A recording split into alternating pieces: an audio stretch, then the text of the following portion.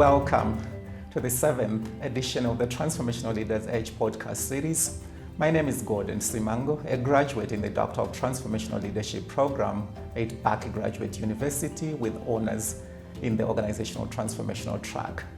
In this and the next episode, we are diving into something that every organization talks about, but very few truly understand. That is leading change, not managing it and not controlling it, but actually leading people through it. The truth is, most change initiatives don't fail because of strategy. They fail because of people, of emotions, and what's happening beneath the surface. To help us unpack the weight and wisdom of this, today my guest is Reverend Paulina Parhiala. Reverend Paulina Parhiala is the Executive Director of the Finnish Evangelical Lutheran Mission film. She has more than 20 years of experience of humanitarian relief, peace mediation, advocacy, development cooperation, and diaconia. Among others, Reverend Parhiala has served as Executive Director of the Finnish National Youth Council, Executive Director of Crisis Management Initiative, International Director and Interim Executive Director of Finnish Church Aid, Director, Chief Operating Officer at ACT Alliance, Regional Director of Finnish Church Aid in the Middle East, Representative of the Lutheran World Federation in Jerusalem, and Country Director for the Norwegian Church Aid in Tanzania. Reverend Parhiala has held several chair and board positions in the Finnish and European civil society, including in the European Youth Forum, the Finnish Federation for Settlement Houses, and the Finnish Youth Academy. Similarly, she has held positions of trust within the ecumenical movement, including in the board of the Ecumenical Institute of Bosse, Executive Committee of the ACT Alliance, and the board of APRODEV, now ACT Alliance EU. Currently, she is the co-chair of the Ecumenical Diaconia Reference Group of the World Council of Churches. Reverend Parhiala holds a master's degree in theology, a master's degree from the University of Helsinki, and an executive master's from the Graduate Institute of International and Development Studies in Geneva, Switzerland. She's a pastor of the Evangelical Lutheran Church of Finland and teacher by training.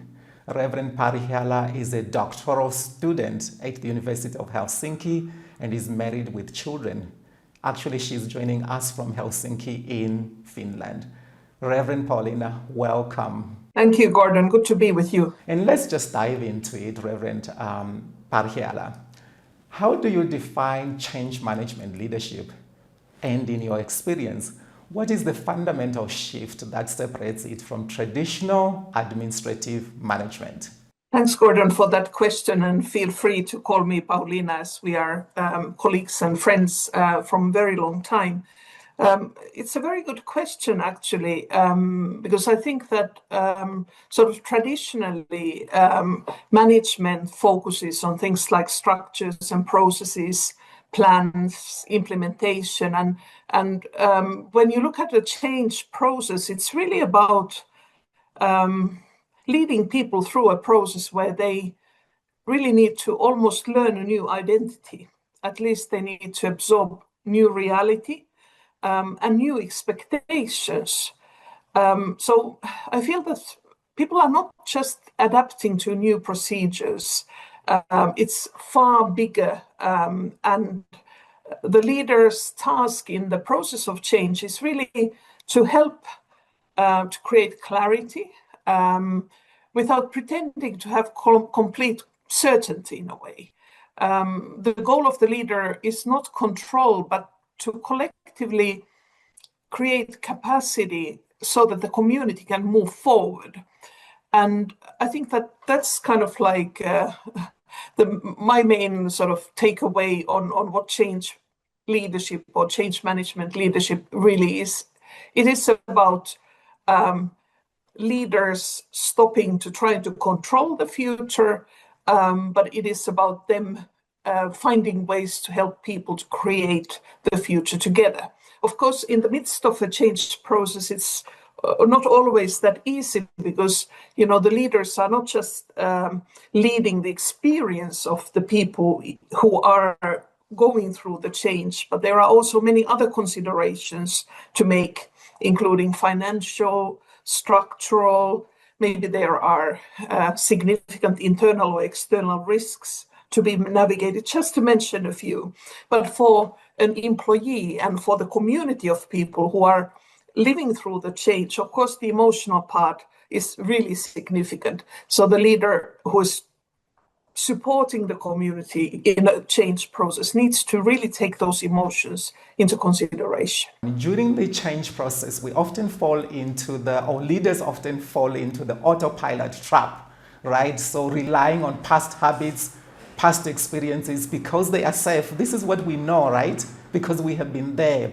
Can you contrast with us this with the conscious approach, where our minds or the leaders' minds are constantly present, leading the change, and why this conscious approach to leading change is more effective in the change process? That's Gordon. I think it's an excellent question. I mean, I feel that this kind of autopilot leadership you're talking about, it's really about like repeating old solutions and, being very reactionary, and maybe you react from your habits. That kind of autopilot leadership is sort of seeking control very quickly. And maybe there is also kind of like an expectation that previous success in a way guarantees future success. I feel like what we had before may not be the recipe for the future in a way. So you're talking about conscious leadership, but so I would assume that a leader who would be very conscious in the midst of a process of change would be really, very alert on what has changed in the context. That kind of leader would be really definitely pausing before they are acting. They would be listening, multiple sources of information before deciding. They would be kind of very considerate about the emotions we just talked about.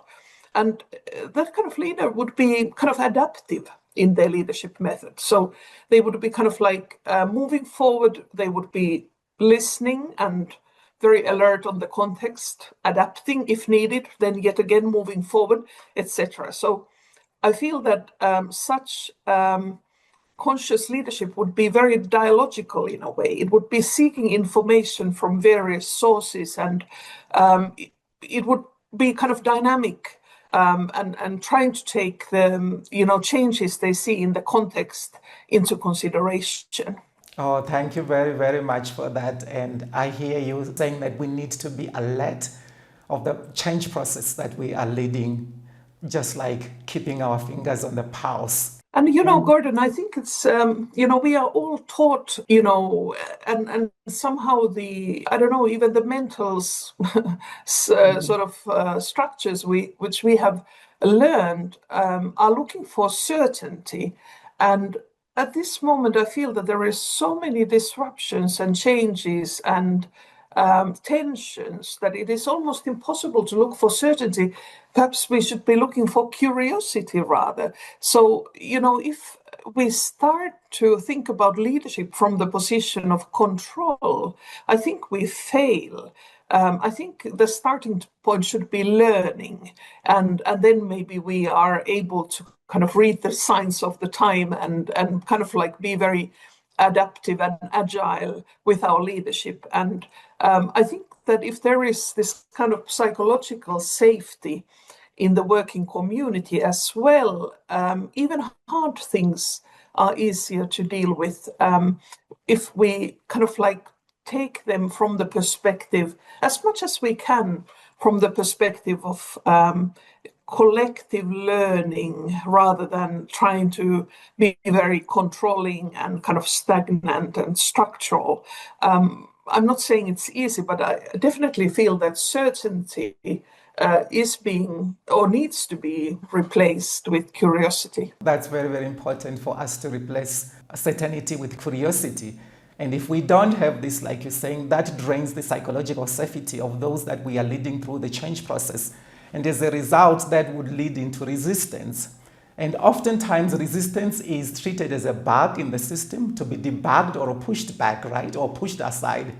How can we reframe resistance as a valuable source of data that we can use to bridge and to cultivate genuine commitment amongst those that we are leading in the change process? Excellent question, Gordon. And I have been reflecting on it a lot because, of course, the change processes are not always, or could one even say often, initiated because we genuinely need to improve something. Often they are reactions to financial realities, and I would say nowadays even increasingly so. So the leaders and managers and the staff alike, they are reflecting, how could we do what we want to do in this context where we have less and less maybe resources, or somehow it's politically very difficult, or so there are constraints we are kind of like reacting to, rather than being able to kind of really carve a process through which we would take our organization to the most optimal place. But if we think about resistance, I would often, in my own mind, and of course that's kind of like self-management as well, that when I see people resisting, I'm trying to put yet again my curiosity hat on. And I'm trying to ask myself what it is that they are actually seeing, what I am not seeing. Of course, not always the change being promoted by the leadership is ideal, because maybe it is due to some risks or financial constraints or other reasons. You can't really kind of like go for the optimal, but you are sort of trying to go for the manageable. And then, of course, it's easy to see the weaknesses in your own plans. But sometimes, people resist from starting points that, you should be kind of like more curious in looking at them and asking what it is that they know, what it is that they see, and how can I build or bring this point they are voicing to be part and parcel of this change process, not just for their acceptance, but actually for the improvement of the plan. And I think this is really important, because it really goes for the values which are behind our actions. How are we seeing our colleagues? Do we value them? Do we value their perspectives? What do we think of knowledge? How is knowledge being constructed? Who owns the knowledge? Do we think that it is only the leadership? Often, of course, leadership has more access to various data than an individual staff. But, deep down, I think it is about our values and how do we see each other, how we see power in the workplace. Many issues like that come to mind. But I think we need to also recognize that people don't often resist change for the sake of resisting change. I mean, often, of course, change can feel a little bit uncomfortable, but there are many other things people might be kind of having there in their mind. I mean, it could be loss of predictability, loss of relationships, even loss of status, which could be there in people's mind. And I think that those need to be taken into consideration as well. So I think we shouldn't ask ourselves in a way, how do we overcome resistance? But we should rather ask ourselves what it is that those resisting are trying to protect. And I think that we could find maybe some unmet needs, some practical obstacles, maybe some values. And I think that people overall become very committed to the change process if they are heard.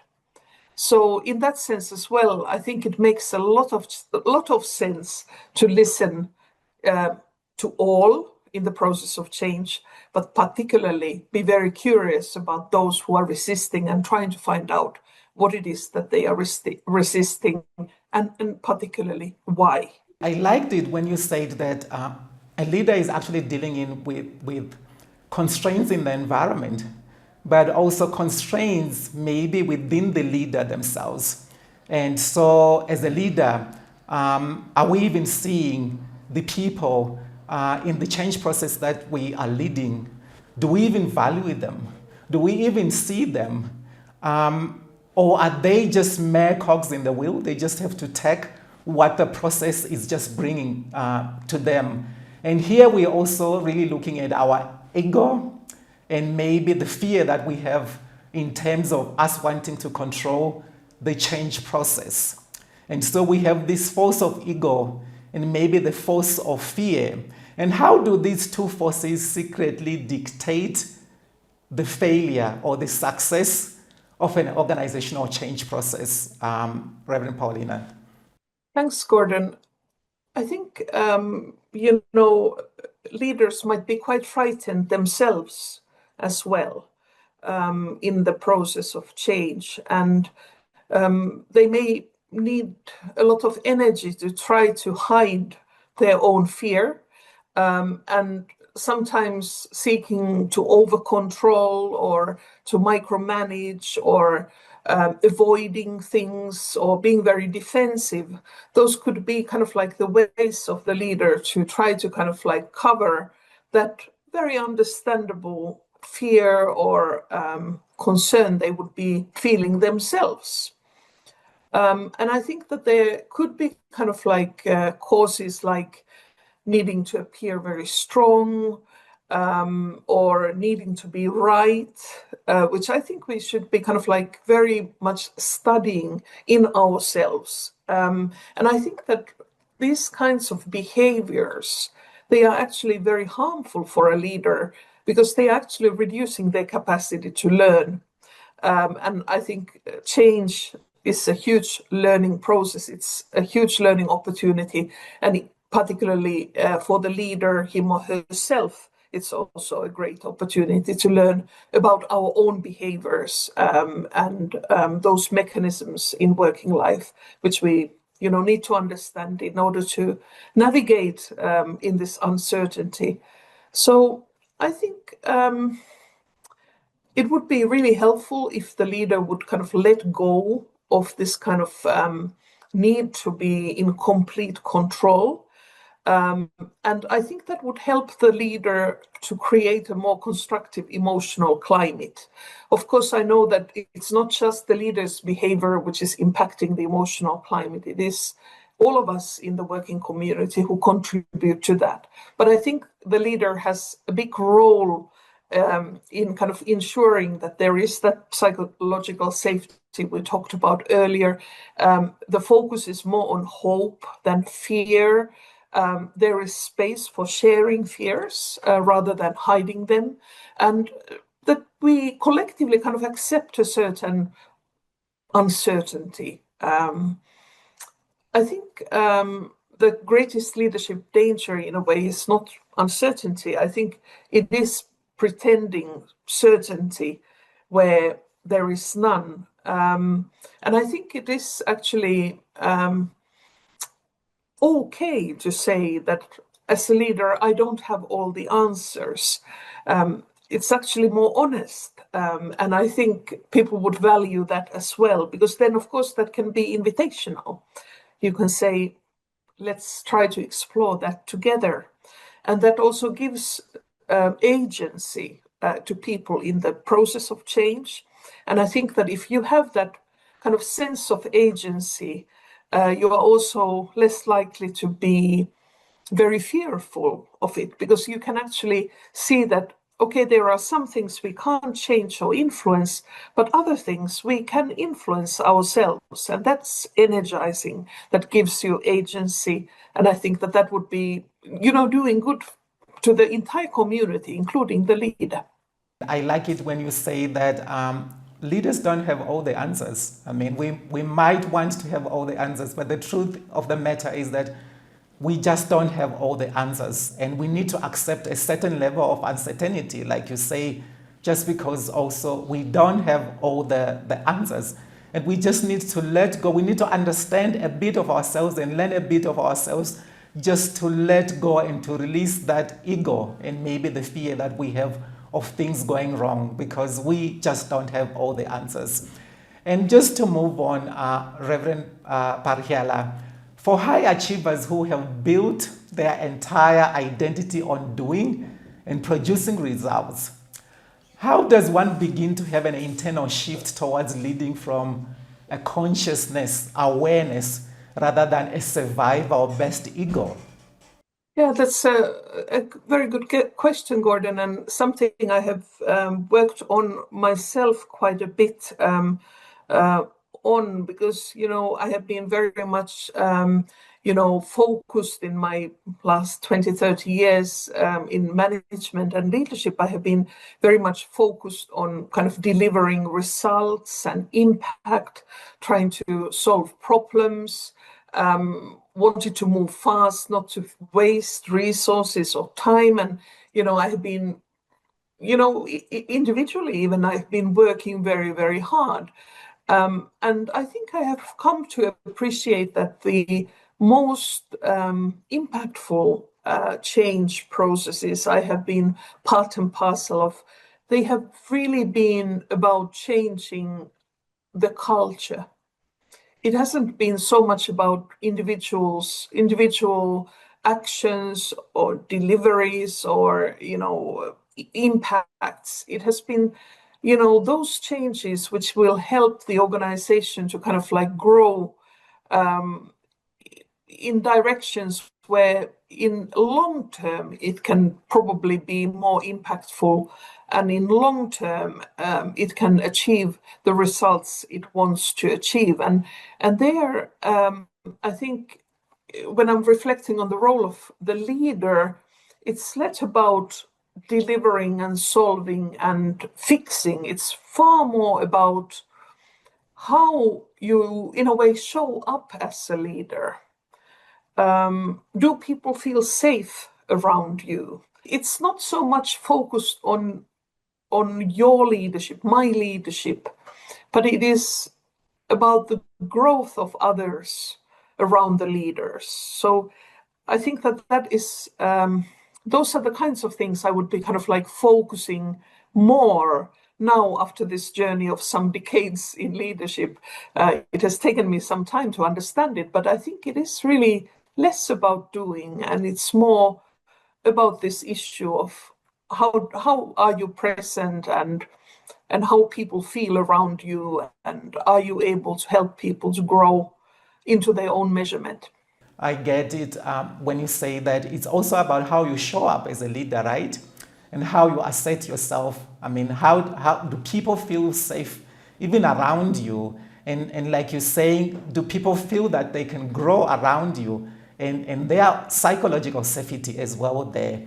And just to transition along that trajectory, Reverend Paulina, and reflecting on your career, could you share the most difficult change process you have ever navigated? And what was the autopilot reaction you had to resist? And what was the conscious breakthrough that ultimately guided you through it?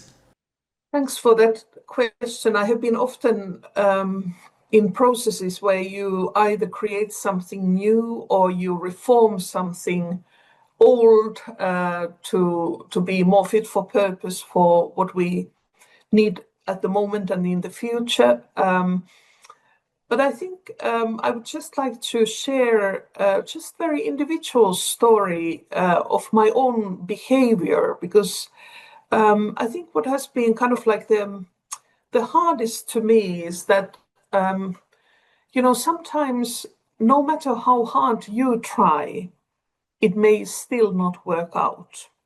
So I think in a way, for me, it has been a good learning to appreciate that, you can't dance the dance just by yourself when you are in working life. I mean, you really need to dance with others, and it's a two-way street. And sometimes you encounter either situations or individuals where what you have to offer is not matching what they are either needing or willing to accept or willing to take.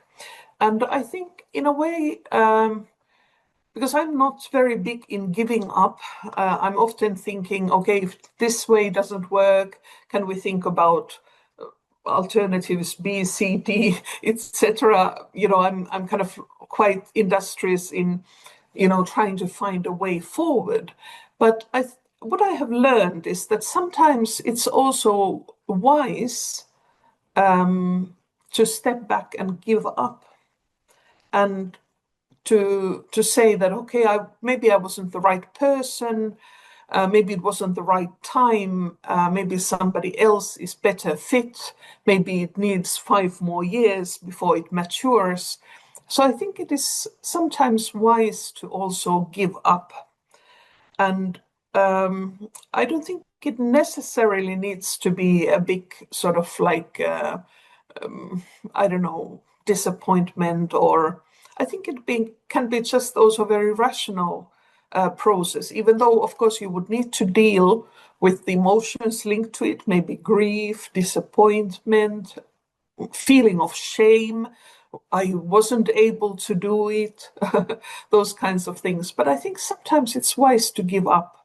And quite frankly, it's also okay.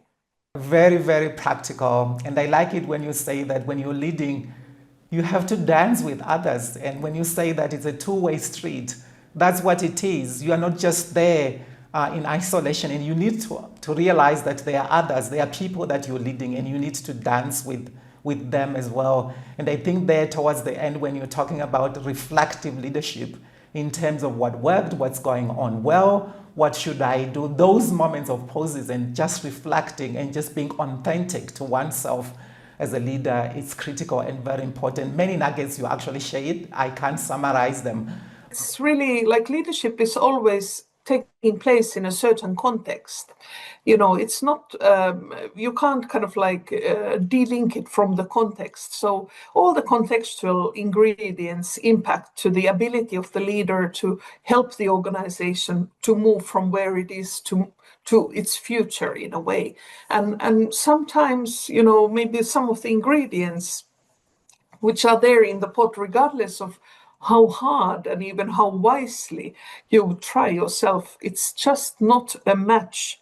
And then I think it's good to call it a day. I think it needs a leader with integrity to come to a point where they say, oh, I have done the best that I can, and now I call it a day and I move on. I have tried the best that I can, but realizing and coming to that to realize, I think it's a very important lesson and quality of leadership for one to be able to descend to that level.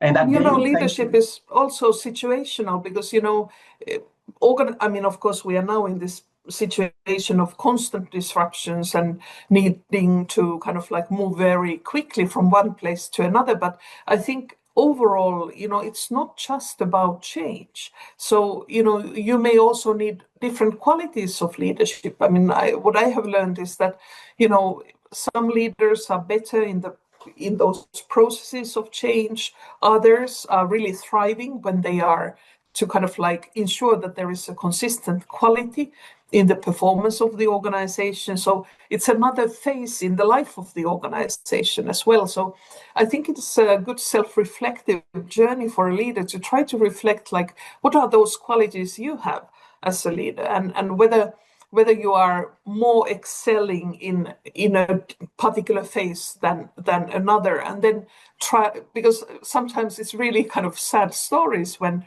the leaders then just stay on and they cling to their power, and really kind of the train has left the platform and they are no longer able to perform. Because, I'm not saying that leaders couldn't be kind of like adaptive to many phases of the life of the organization, but often you find that you are better in one phase than another. It's that wisdom to be able to read the signs on the walls, like you're saying, in the context and the environment, but also internal within oneself, and being able to make that connection, right?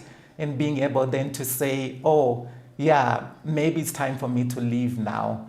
And I'm just deeply grateful for this discussion that we have had, and excellent lessons, excellent nuggets, and excellent takeaways that we have from this episode.